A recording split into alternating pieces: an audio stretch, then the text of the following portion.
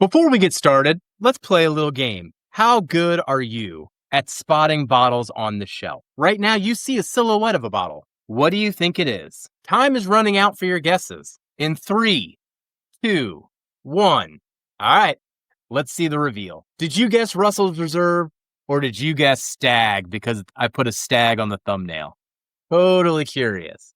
If you guessed Russell's, congratulations. But we love starting things out with a little fun and games here. Now let's see what this week's episode is all about. I finally got my hands on a Stagg Jr. Haven't had one in the collection since batch 13. So why am I a little disappointed? And then after that, something I've always been excited to try is a Michter's 10-year single barrel, but always curious why they didn't make a toasted version, and now I get to try one.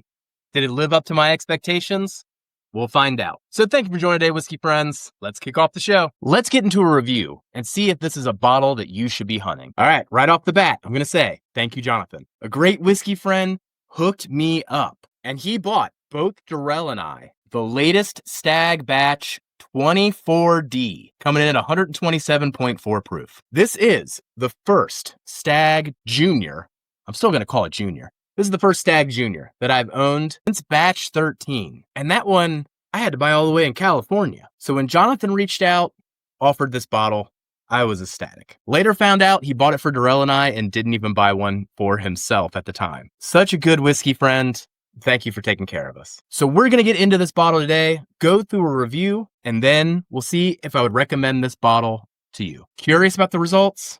Stick around. Hello again, whiskey friends. Thanks for joining, everybody, for another whiskey review. This one is a second opinion review. Darrell has already posted his review and take on this bottle. I am going to come into this with a fresh mind, do the review on the fly, and we will see if I like this one better, the same, or maybe even lower than Darrell. But off the top, Darrell liked it, but also wasn't too impressed by it, grading it out around an 82 out of 100. Now, for this bottle, Jonathan got this one for us for $99. Yeah, that was an excessive pour, but he got this one for us for $99, which is a little above MSRP, but I think pretty darn typical, if not below typical in most areas. Jumped on the chance to own a Stagg without hesitation. So we're going to get into the nose, then into the palate, and then we'll get into the final score. So cheers, everybody.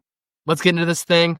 Thank you, Jonathan. I'll be honest with you. This is a really confusing nose. Now, as mentioned, I haven't owned a batch of Stagg Jr. since batch 13, but this one comes across unexpectedly, kind of very similar to my impressions of E.H. Taylor Barrel Proof a couple weeks ago. The nose is mostly driven by baking spices and what I would describe as a baked dough, but not like a sweet dough like a donut, more like a buttered biscuit type of a dough. There are fruits, but the cherry and the citrus, they almost come across more like dried, dehydrated fruits than these vibrant fruits and vibrant cherry that I'm used to with a lot of Buffalo Trace products. One of the things that confused me about this, and I'm trying to think of a way to articulate this that doesn't sound off-putting, because when I say this, I don't mean to say that this is off-putting, but it smells like something was just cleaned. Something maybe using a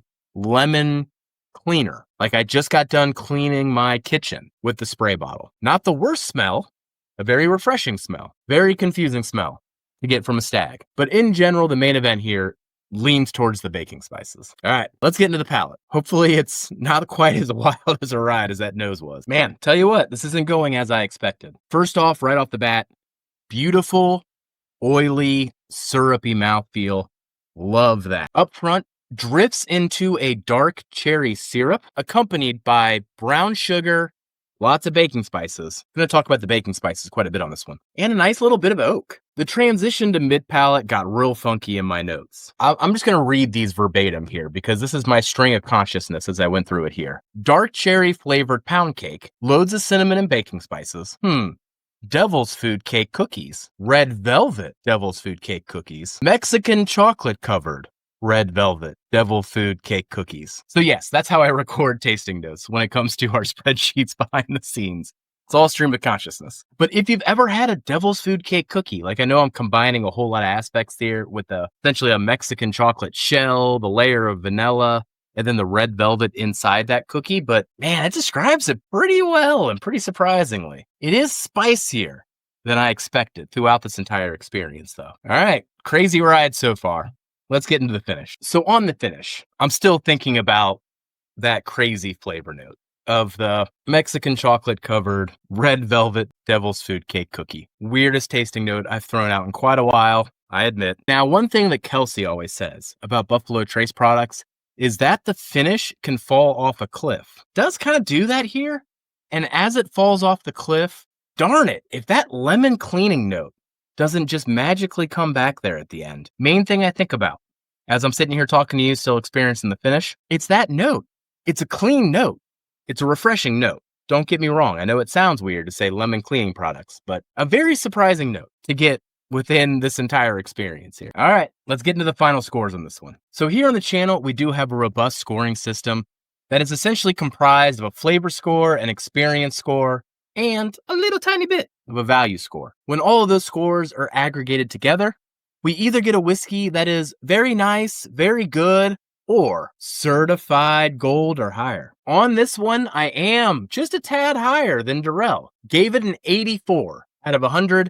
Durrell had it at an 82. I'll be honest though, before this very specific tasting that I'm recording right now, I was probably at like an 81. But something about this whiskey opened up past the shoulder. Kind of interesting. Definitely not Stagg. I don't know the last time in a review that I essentially invented a new cookie to try to describe something. What weird journey this thing took me down. So if you've had this batch of Stagg Jr., let me know what you think about it in the comments. If you're still here, come on, hit that like and subscribe. You're still with us. We do this every single week after week. Come on, be a whiskey friend. And just remember, while you can always find more whiskey, you can never have enough whiskey friends. So take care of those around you, just like our friend Jonathan, and we'll catch you on the next one. Thanks for hanging out, everybody. Before we move on to the next segment, I want to give a shout out to our friends, Katie and Ethan, over there at the Drifting Drams Coffee Company. Fancy coffee for regular people. Katie and Ethan are going to be giving away a $15 gift card to Drifting Drams Coffee Company. So leave a comment with the hashtag Drifting Drams to enter, and be sure to come back next week and see if you won. Whenever there's a question from the community or a topic you're interested in, we love covering it here. Let's see this week's topic. Here at Hello Again Whiskey Friends, we love it when people get funky with their bourbons. Blend them, put your own staves in them, put them in your own barrel, do whatever the heck you want. That is your bourbon. Put your own stamp on it and have some fun. And no one gets funkier than one of our OG whiskey friends, Wise Guy Stu. Wise Guy Stu recently sent me a package of a lot of different experiments he did recently. And we are now getting into the second experiment here, Michter's 10-year toasted rye 98 proof. So Stu being Stu, he threw some staves into his Mictor 10-year rye. Because who wouldn't do that with a $180 rye? So what we're going to do on today's video is do a comparison between the toasted rye, the Michter's 10-year that I have as well, compare the two profiles and see which one we prefer at the end and whether this stave actually improved the whiskey at all. Curious about the result? Then stick around. Hello again, whiskey friends. Thanks for joining, everybody. So this is going to be the second in a series here where Stu sent me some staved finished bourbons. The first one was Elijah Craig A125. Did a video on that a few weeks ago. This is then the follow-up using the Michter's 10. So you can go back to the Elijah Craig and see exactly what happened there.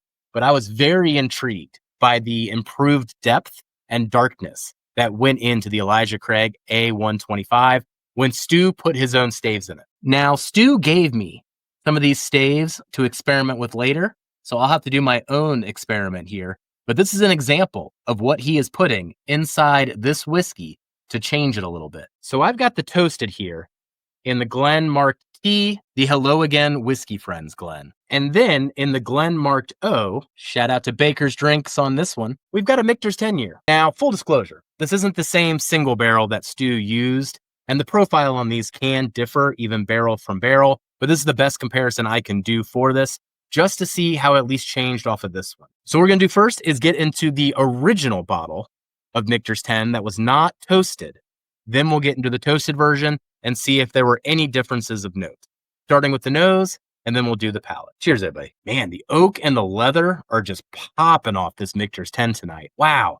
And there is a fruit note. It's a darker fruit note, almost like the outside of a plum. Man, there's some good baking spices there, like a crusty pie shell. Just a really dark fruit, essentially like a purple filling pie is what I'm getting here today. All right, let's get into the toasted version. Man, very surprising here. Off the nose, none of that omnipresent oak that I'm used to on the Michter's 10 is in this toasted version, as if those staves actually de-aged the whiskey a little bit and remove that note.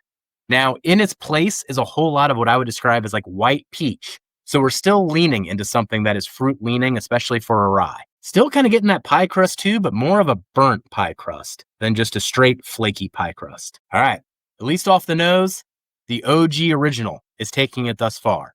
Let's see what it does on the palate. We're going to start with the original Michter's 10. Cheers, everybody. That is quite lovely, rich, viscous, especially for 98 proof. The oak is very omnipresent, especially on the finish. And I continue to get very similar notes as I did on the nose. Essentially lots of plum and some flaky, delicious pie crust. The rye on these things is very, very subtle. Really smoothed out with that 10-year age statement there. All right, that was very enjoyable here. This is going to be a tough test for the toasted finish. Let's see what the toasted does on the palate. Cheers, everybody. This is very interesting to do side by side. Much like the nose, the oak on this one is not omnipresent.